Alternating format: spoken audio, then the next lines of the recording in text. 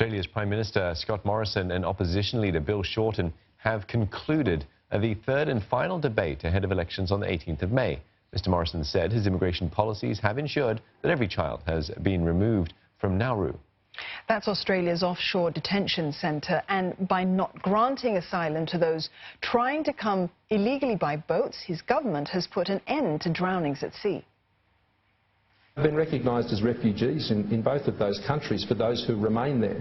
And see, the Refugee Resettlement Program and indeed the United Nations Treaty, what it does is ensures that people don't return to the country in which they were persecuted, and that will not happen to them. As difficult as this policy is, if you change it, if you weaken it, if you show a lack of resolve, then you invite on this country and the poor souls who would take the risks, the worst of all possible outcomes. I can never return to that.